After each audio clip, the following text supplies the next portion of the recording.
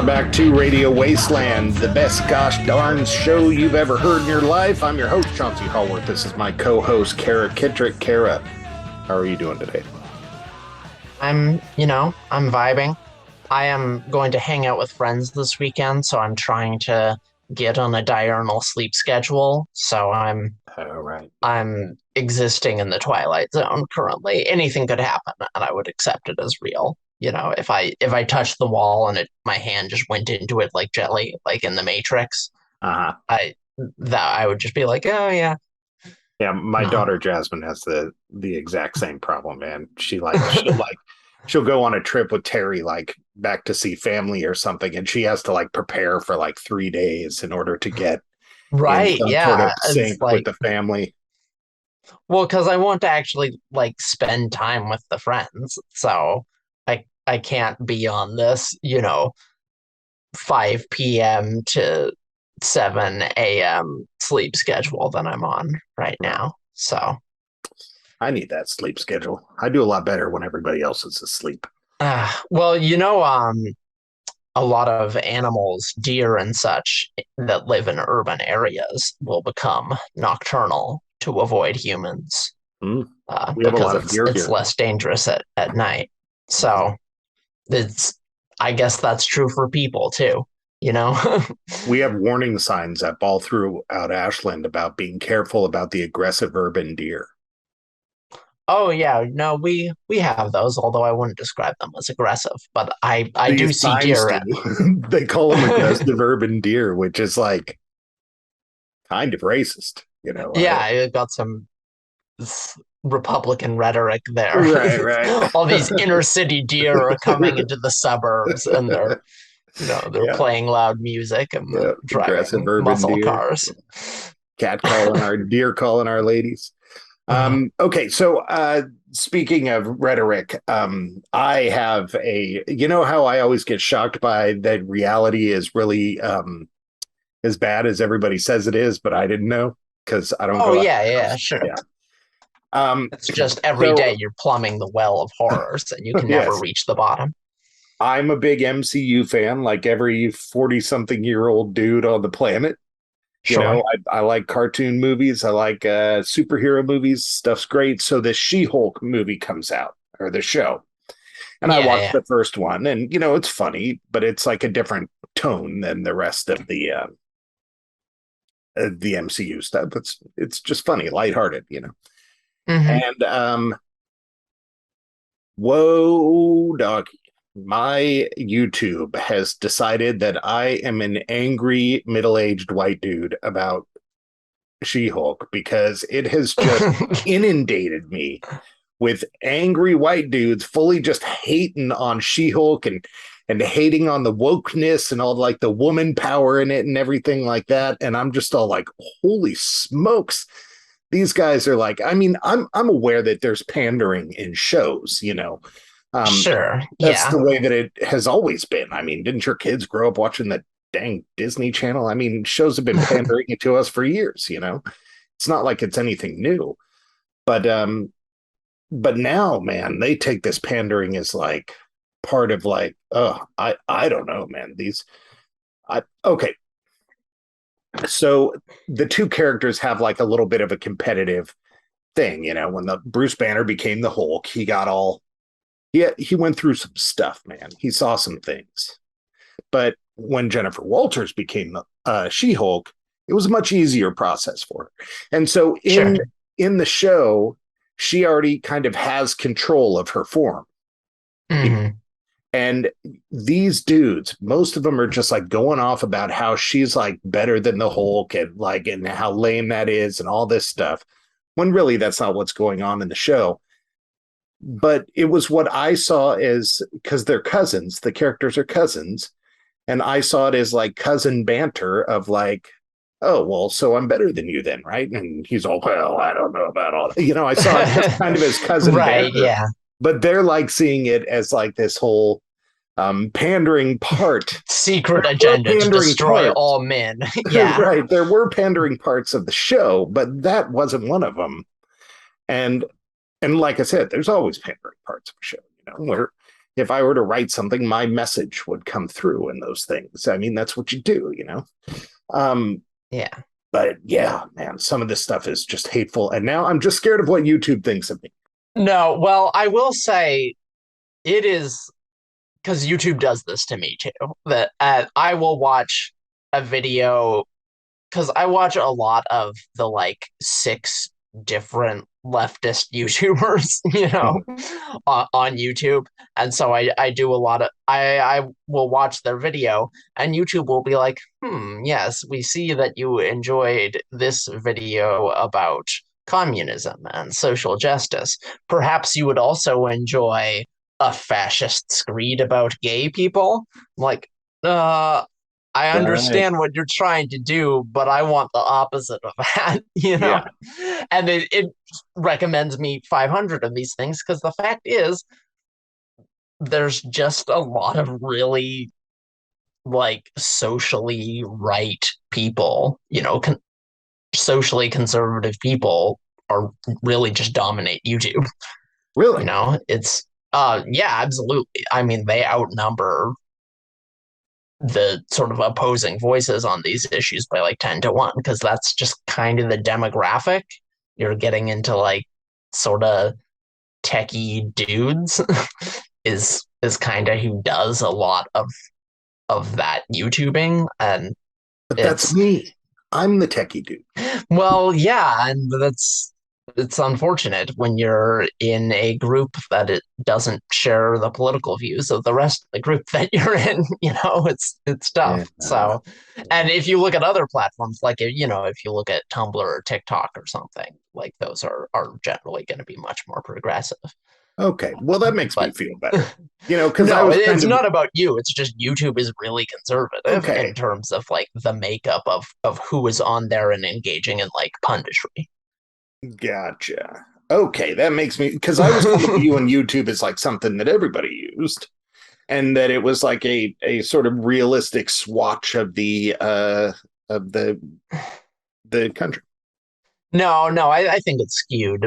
And also, I think like you're right, everyone does use YouTube because it's like the place for hosting videos, right? But when you're Sure. looking at specifically making, YouTube's with opinions is a pretty small slice of the pie that is YouTube as a whole. Most things on YouTube are just like a picture and a song playing, Right. Right. Yeah. Yeah. It's Yeah. so it's when you get into the slice of people having opinions on YouTube and it's like they're professional YouTubers and it's like it's their job to do that.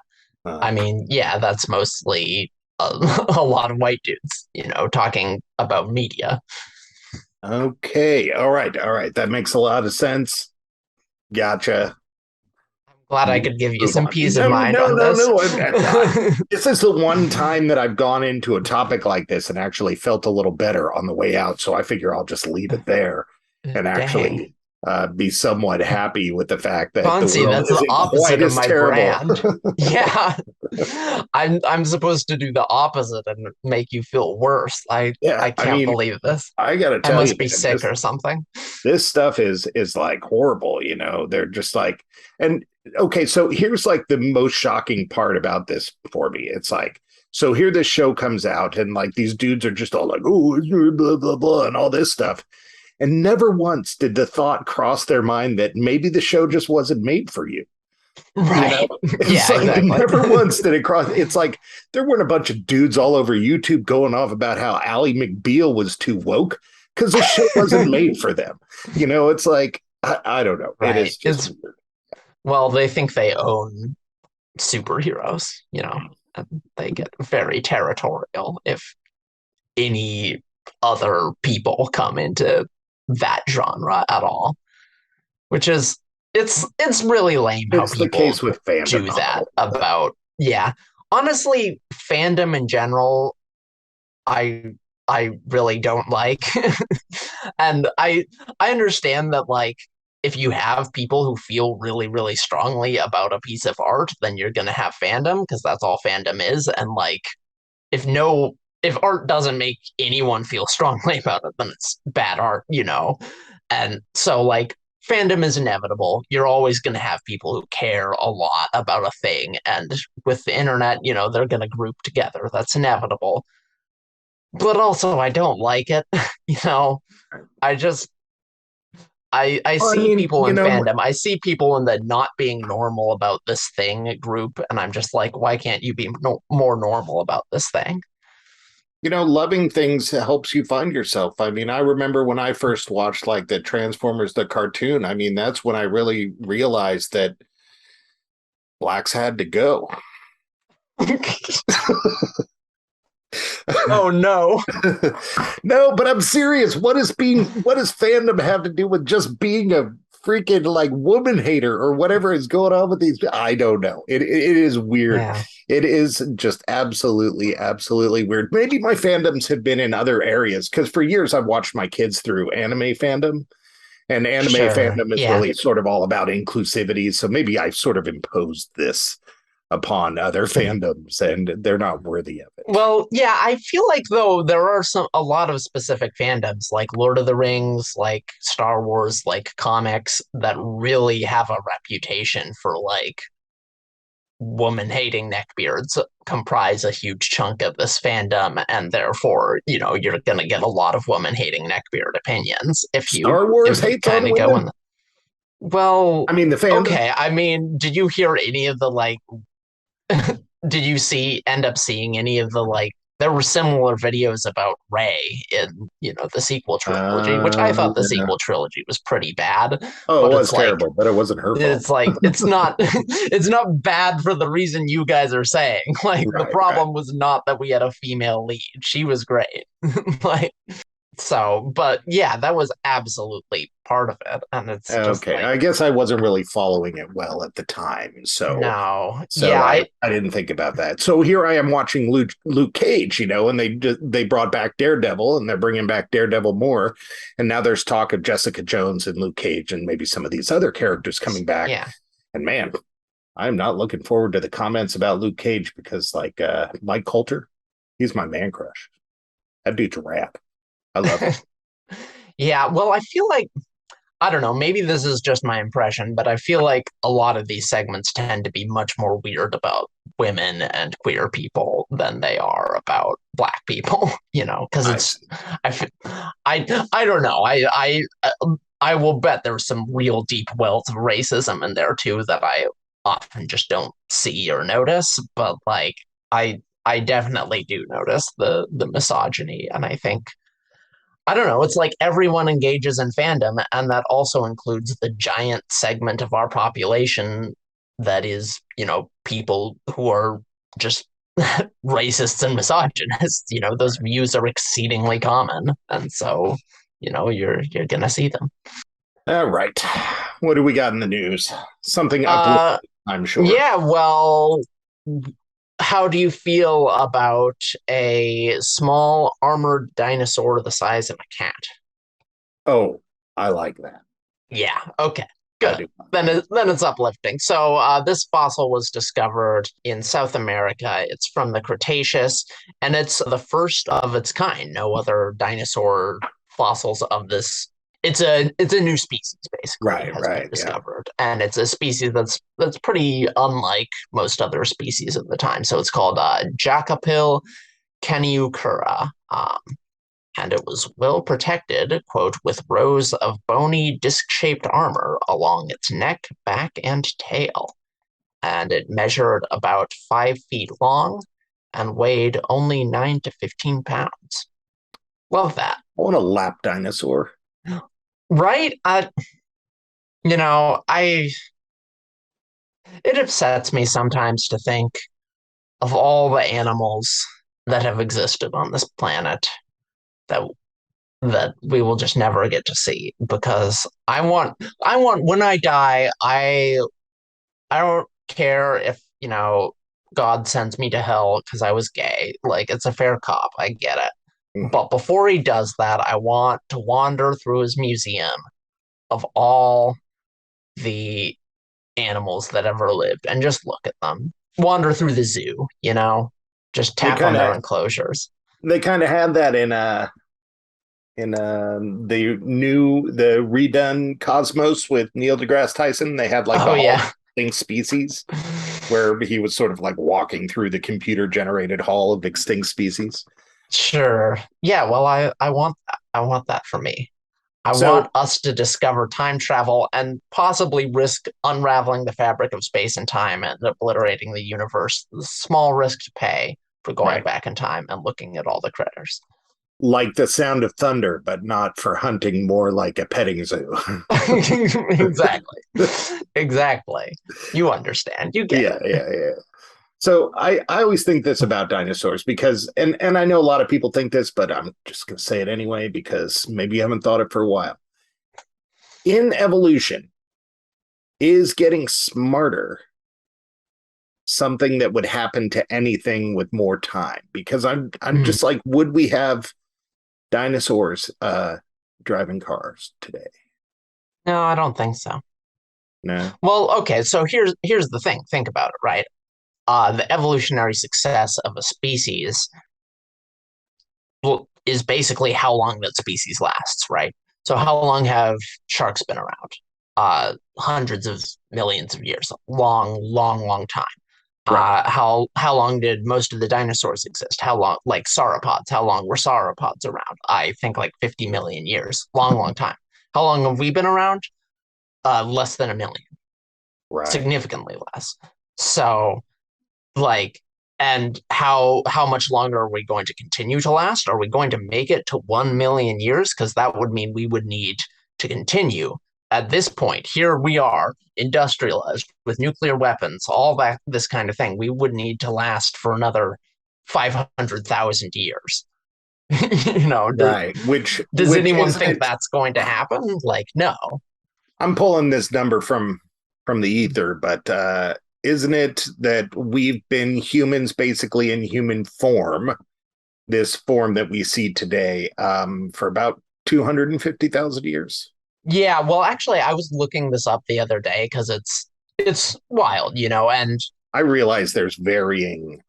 right, it's really tricky because there are so many like it's evolution, right? It's gradual, so it's like yeah, you go back 200,000 years, and it's like yeah, that's probably about when we were in our current form, But if you go back another 100,000 years, well, that's real tempting because you're still dealing with things that are basically human. You're not, you're still dealing with primates that are just about as smart as we are, that have hopes, that have dreams, that have societies, that have all this stuff.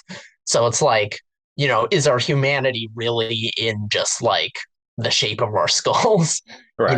Because if we're talking about things that were sapient in the same way that we are, well, you could extend it out, many hundreds of thousands of years past that. But in any case, you really can't go beyond a million, right? Right. Because Right. before that, you really are just dealing with, it's Varying so degrees slow of that it human. blends. Right. Exactly. And eventually you're like, well, at this point, the capabilities aren't any greater than, that of an ape. So, Right. I got in this argument with a hippie at the bar one time, not too long ago. And this person was like telling me about like a macrobiotic diet. And they're just all like, that sounds like a very Ashland experience to get uh, into an argument about a macrobiotic oh, diet with a yeah, hippie it at a is. bar. It is. Um, and they were basically trying to tell me, yeah, macrobiotic diet, like before humans had fire and cooked their food. And I tried to tell them that that point never existed, that humans didn't discover Yeah, fire and start cooking their food because they had already discovered fire and started cooking their food prior to being human. And right. Yeah. they were not They having didn't love that. Yeah. No, it. that's unsurprising. Oh boy. I mean, the diet people don't get me started, but Okay. Well, either way, we all agree totally all about the lap chicken, the armored yeah. lap chicken. Uh, Very cute. My Anything point that was reminds me of that, my cat. yeah, intelligence, maybe not the asset we think it is, speaking in strictly like our species will be around the longest terms, you know. Right, right. Because, So, the flip side of that is that evolution solely just exploits a loophole, you know, right. but which, obviously is the case that here's a loophole, here's a food loophole, it exploits it, it blah, blah, blah, it grows into it. But, if there's also like this sort of computer argument of building systems upon systems.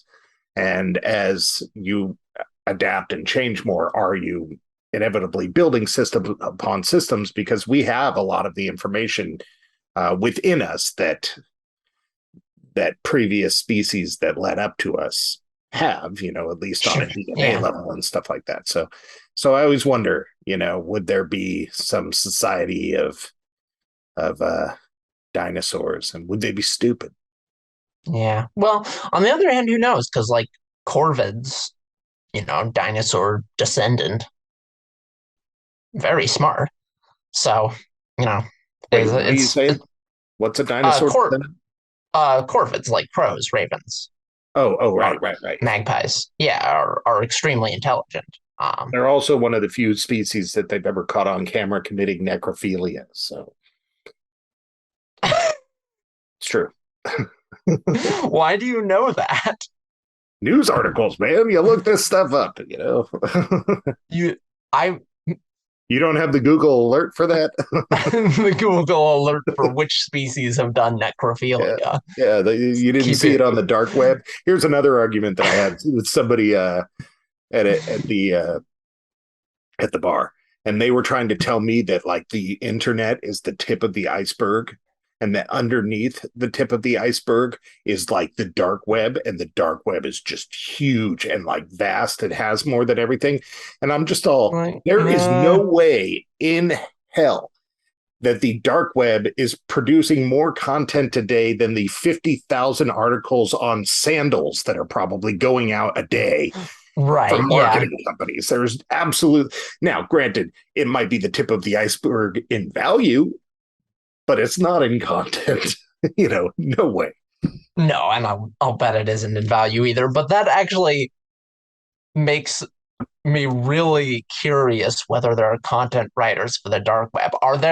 Is there some poor blogger out there on freaking the dark web equivalent of writer's access, just jumping, hustling to churn out, 50 listicles about top 10 types of summer meth for that buzz. Yeah. Oh God. And Hot they're just meth like, girl summer. guy, hot meth girl summer. Exactly. It's Right, like, right. I hate this job. These products are all snake oil. Except not really, because it's meth. So in fact, Right. you are getting what you're paying for. Oh, yeah. Made a bathtub. All right. What else you got? Yeah, so next we've got a newly discovered species of bacterium which is visible to the naked eye. The bacterium itself, not particularly fantastic. It's one of those microbe things, but it's a huge bacteria, and it would look like a little speck to a person, but you would be able to see it. I find that absolutely horrific. Yeah. No, I don't love it, but I can understand it though, because like mold spores and stuff, essentially the being that you're dealing with is something that's like a cell. It's just replicated a ton of times. So, Right. and you can see those. Well, I get that's But the same case for you and me in that case. yeah, well, yeah, but we like have specialized structures, Multiple types of cells. Gotcha. Yeah, whereas but like this thing is more like a worm though. Yeah. It's just a really big germ, and it's Right. It's shaped like a just, worm. yeah, it's just, I guess you're right. It's no different than a mold spore. If I was told I had mold spores on my body, that would freak me out, just like bacteria. Hmm. I guess you just don't Or hear like about. dust mites. Right. Well, that's a bug, and I get that. Yeah, That's a bug that got real small. and This this is a is, germ that's uncomfortably big. yeah, yeah. I don't like that. You watch Star Trek Discovery? I watched like the first two seasons. I Okay, haven't so been so keeping you up saw with like it. the bear-sized tardigrade? Yes, Yeah. yes. So, it's kind of in the realm of a tardigrade the size of a bear, It's like it's getting there. It's not there yet, but it's getting there. It's like Yeah, the so this blob. thing, it's actually funny you say that because in the article there's a comparison and it looks to be like roughly like 10 tardigrade lengths across. Really? Yeah. Huh. So they could ride it. That's cute. I like that. That helps. Yeah. Tardigrades are interesting. I feel like they've really leached into popular culture just because it's like all the fun of a really fascinating animal, but also it's microscopic, so you can sort of project a lot of stuff onto it. Because Yeah, it, and I it mean, looks like an animal, but like it right. looks like a six-armed bear, and Yeah, it has all these six-armed weird bear properties. crustacean with the mouth of a lamprey. It's about as cute as you could get with that combination.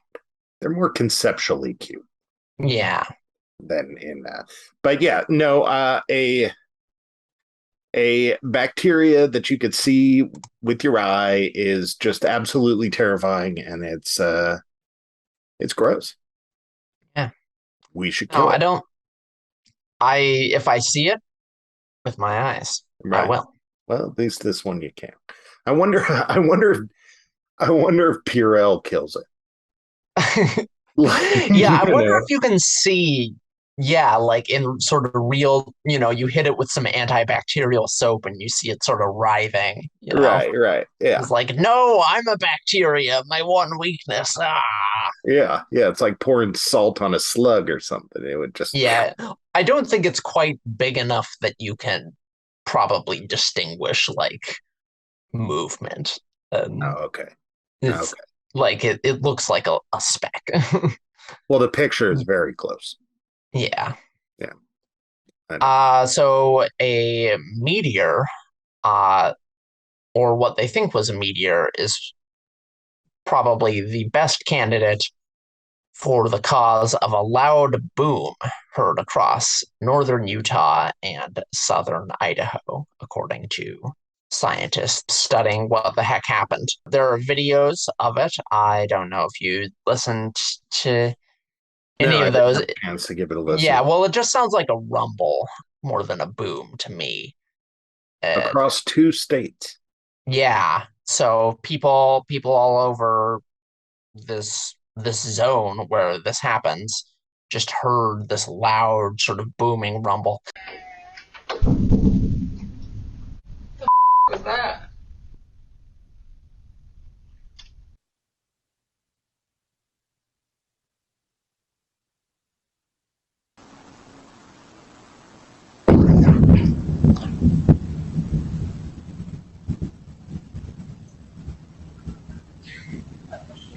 Sort of like an earthquake, but just coming from the sky. Uh-huh. And scientists think that what happened was that a meteor blew up high in the atmosphere, but they You know, don't know for sure. And in fact, right. this is, I think I've talked about skyquakes on here before, which could be a possible explanation for A those. skyquake? What? Yeah, so it's actually a thing all across the world, especially in, I think, kind of the Midwest here in the United States, of loud booms being heard by people without any apparent cause.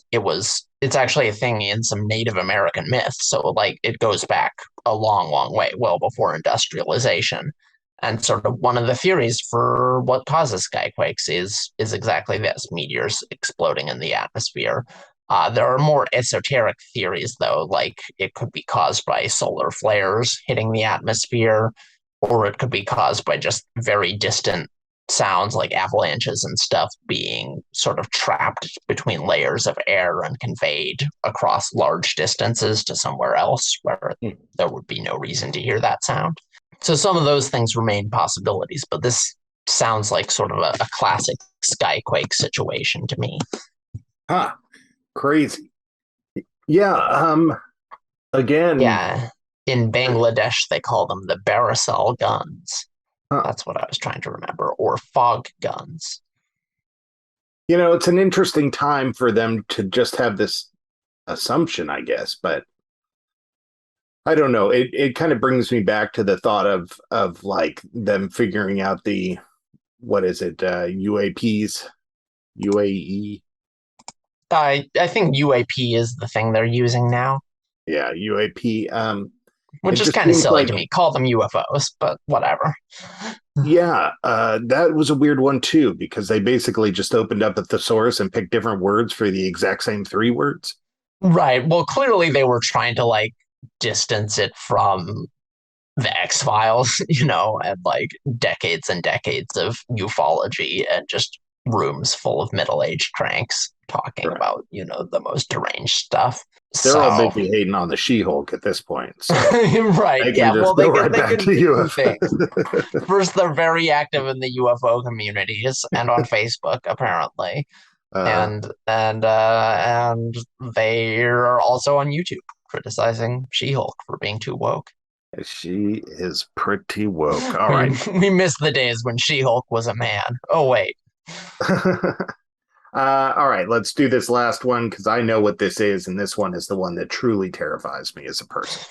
Yes, the Hunger Stones, which I believe you brought to the table here, but it sounds like what is happening basically is during the current drought in Europe, climate-driven drought this summer, a bunch of rivers like the Elbe and the Danube, the Rhine, and a couple others have gotten so low that you can see these ancient stone markings from the last time it was this low. And the markings, one of them, like in the Elbe River, said, "If you see me, cry," because a bunch of like these low river levels would be a really catastrophic thing in the past because it All would right. mean, huge drought, famine. People are going to die. So we're at the frenzied warning from the past written in ancient runes phase Right. of But climate we still change. can't. We so when it was translated for in whatever I read, it said if you can read this, weep.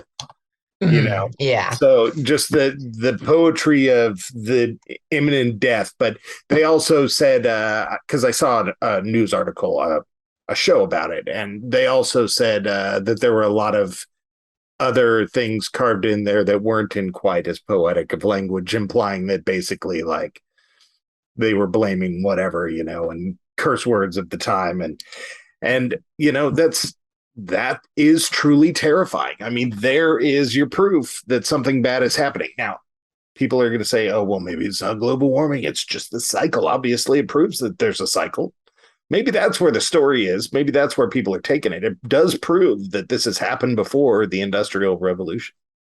Oh, yeah, sure. I mean, drought is like we didn't come up with that since the 80s, We didn't like what is this phenomenon? We shall call it a drought. It's the idea is it becomes worse, right? Because of Right. climate change. So we're triggering these events are all happening now, whereas before, they might have happened 200 years from now or 300 years ago, or, it's like it's all happening now because we're triggering all, we're blowing past all these safeguards and causing all this historic events to just become normal.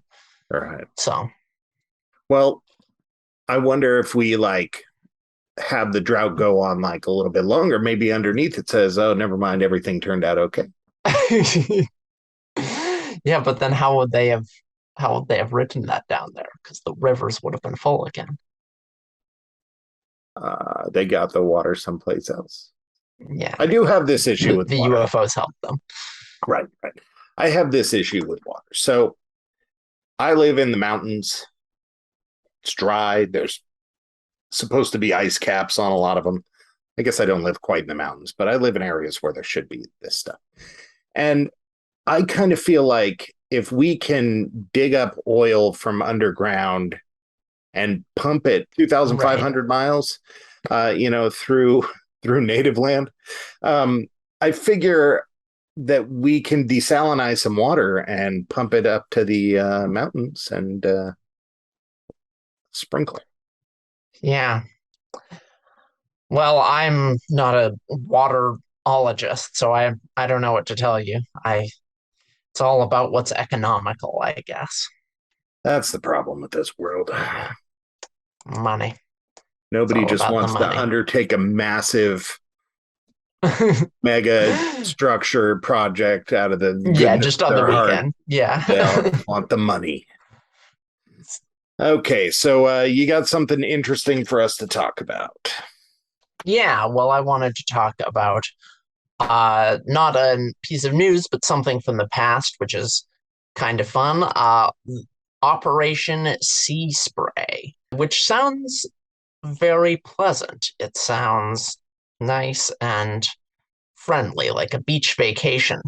But what it actually was, it's one of the United States' many horrifying experiments on its own citizens that it did in sort of the middle of the century, 50s, 60s. So this took place in the year 1950. The US Navy decided, hey, let's see how vulnerable a coastal city might be to this horrifying thing we just thought of, which is, what if we release bacteria into the water?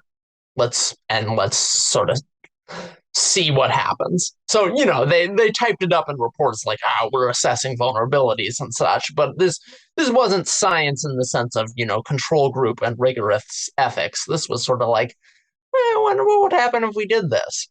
And the results were it would be bad. So they released a couple of different bacteria. They sprayed them from aircraft into the San Francisco Bay. And 11 residents checked themselves into the hospital with rare urinary tract infections. One person died. The army basically covered it up. None of this was covered for 27 years in 1977 when the army actually disclosed that the tests had happened, and there was a whole hearing in Congress about it. And some lawsuits were filed, and eventually the family of the guy who died did get something, although it was that was a good 30 years later that all happened. Huh. And yeah, this was not directly related, but MK Ultra, but some of the same people, the genius minds that brought us MK Ultra, i.e., dosing random civilians with LSD, also brought us let's dump some bacteria into the water and see what happens. So this is like the beginning or the early testing of chemical warfare just on your own populace. Yeah, This, and this, it wasn't the only time they did this. They did this in Panama City, in Key West, Florida. They dispersed zinc cadmium sulfide, which is a carcinogen, not a bacteria, over the Midwest, just to sort of see how far they would spread.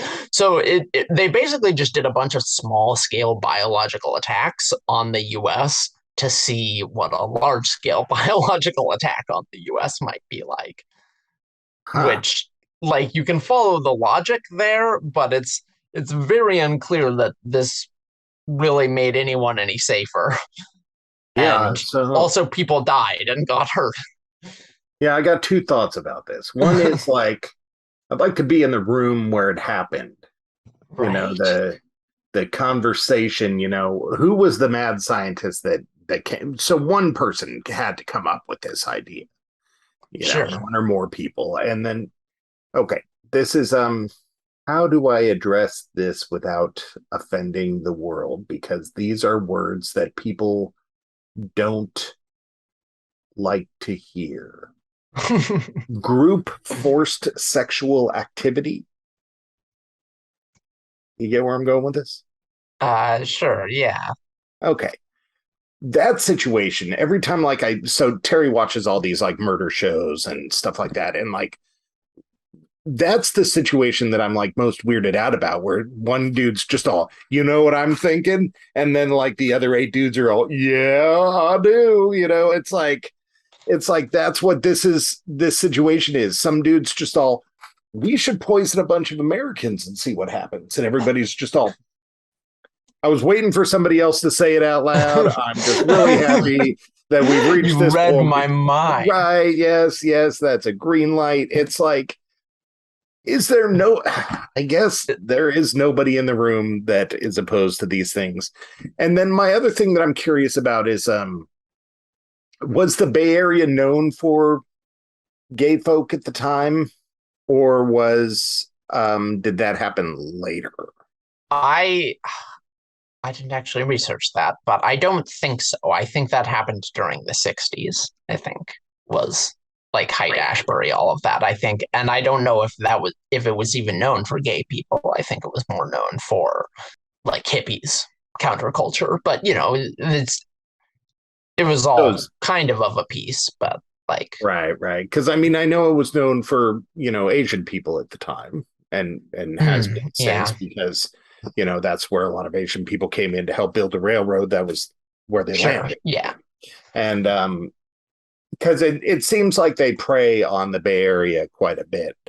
Because another one that's like a true conspiracy that we know is that there was some alterations to the draft in the Bay Area in order to ship off black people in the Vietnam War.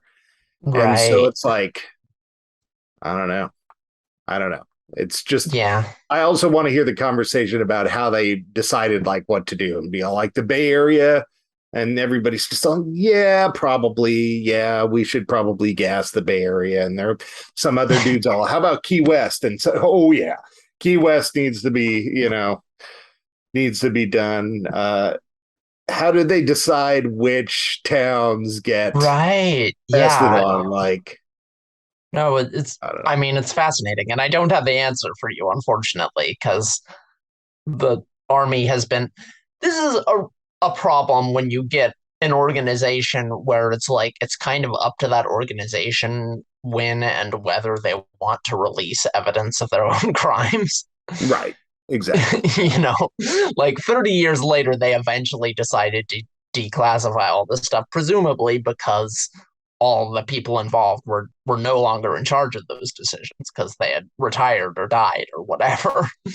Yeah. Well, So, wasn't like, it the Clinton administration when they apologized for the Tuskegee experiments? right. And the Tuskegee experiments was between 1932 and 1972. So Right. that was, you know, I think really just the 20th century, like early and mid 20th century, science and especially just research in general was kind of like this. like, deliberately infecting random people with stuff just to use them as test subjects against their knowledge was kind of like that. Well, that obviously that's how you do research. Otherwise, you might get the placebo effect, messing with stuff. And they didn't want to set up double blind experiments, so they infected a bunch of their own people, Well, that was the popularity of science fiction horror through the 50s and 60s was basically fear of science, So Right, you have which movies was like Beast of Yucca totally Flats reasonable. and stuff like that, and that was the big boom, the Blob and all this stuff. It was basically based off of science and space and what they could bring back and what radiation could do, and apparently people were somewhat justified in their fear because apparently it was going on. Yeah, I don't know what to say. And it's so different from today where we kind of think of like I feel like science, and by science I don't mean like the abstract concept of science, but I mean like scientific institutions are generally the In good guy Fauci. in stories. Yeah, we're usually like begging people to be like, please, for the love of God, this is 200-year-old science. Just, Right, right. please, just give them a chance. They're just nerds who work at universities. They're not evil overlords. But I mean, then you go back in time and like look at some of this stuff and it's like, well, okay. Yeah. That would Well, have been a harder sell in the 60s. I get all the dudes in the lab coat, but why does that one guy have a hook for a hand carrying a cat and an eye patch? It's like, Right. what's Yeah. what's up with the Igor assistant? Why are there mad scientists, literal mad scientists? Um, Huh, I don't know. And I do also kind of wonder if this has anything to do with Operation Paperclip, which was happening at the same time, which was basically recruiting a bunch of Nazi mad scientists to be our mad scientists. But Uh, it I'm sounds sure like, it had an influence.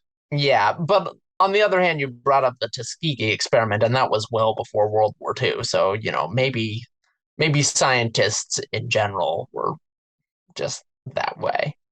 So we can blame the Germans, though, for most of it. Yeah, it would be nice to say it was only the Nazis who were doing this stuff, but Yeah, but think about that. Okay, so think about our government and what we do and what we've done. And so, for one, I was old enough when Clinton apologized about this to have adult thoughts about it, or at least somewhat adult. uh-huh. Um, and one of them was, it's kind of rude to make this dude apologize for that other stuff, because this dude's all, yeah, I'm sorry about giving all that syphilis to black people. And they're just all, you're sorry about what? Could you speak up? And he's just, I didn't do it, but I have to say that, that's terrible. Yeah. That's absolutely terrible. But so I remember having the thought at the time that, well, if the government is just apologizing every 20 years for what they did 20 years ago, I wonder what they're doing right now. Right. Yeah, it's like maybe we need to take a pause, guys. Right. Sort of reassess. And then the other thing to think about is we have watchdogs and media and whistleblowers and avenues for that stuff. Can you imagine what Xi Jinping and Vladimir Putin are doing to their people? Oh, sure, yeah. And I will say that is one area where I feel like it's probably better today just because that is one thing. Like, we have whistleblowers and we have, media outlets and stuff. Whereas the media situation in the 50s, for instance, was very, I mean, we still even had a lot of like that World War II era, like sort of we clamp down on, you kind of can't publish certain things still in the 50s. And also it was like the McCarthy era, so it was just very, things it wasn't exactly the free speech haven that we tend to think that the United States always has been. And it's like kind of, but it's gone through it. Our The actual fact of whether we've had free speech or not has really ebbed and flowed throughout our history. You mean the So, and 40s this weren't was like His Girl Friday with a available, handsome bachelor journalist and his plucky sidekick getting answers? yeah, I think it was more like Chinatown. Oh, great. Yeah. Yeah, it's a weird world of that information, and ultimately I think that's what it's coming down to in this world today, is that people just don't know who to trust because, like, Right. people like to look at it as left and right, but my wife and I are very much on the same page of how we believe in most things, and every time we hear information we automatically take it as suspect. Right. Yeah. So The we're in the joke. exact opposite situation where we have like so much free speech that, it is very difficult to sift through all that information, which I think is a better problem to have than, the government just clamping down on what you can say. But it is a problem too. Yeah, I guess you're right. Yeah. All right. Well, you have been listening to. Oh, whoa, whoa, whoa, whoa, whoa, whoa. Before we end here, I had a good idea. We need to have a show that's all about the shady stuff that Hoover did. Not They just Herbert had the Hoover. same J. last Edgar name. Hoover is who I'm thinking. Yeah, Yeah. J. Um, Edgar Hoover would yeah. be a good candidate. And yeah, he was FBI director for a long time, mostly through many administrations who did not agree with him ideologically, largely because he, well, was very good at playing politics and had dirt on a lot of those presidents and was just a really horrible guy and did some Yeah. very, very bad I'm things. I'm gonna guess that he sat in on some of these conversations about which cities to Yeah, well, Well, actually, who knows? Because like FBI, this was the U.S. Navy who did this, so it's like it's it's unclear to me whether the FBI would have been involved in that. I think it's kind of just intelligence and military agencies back then were just riddled with Bond villains through and through. They were just horrible people. Right, right. All right. Well, you've been listening to Radio Wasteland, and I'll leave you with this question. Was COVID sprayed from a Cessna over your city? Oh no, Is that why you Johnson. have Hey, Kara, I'm just asking questions. Been listening to Radio Wasteland.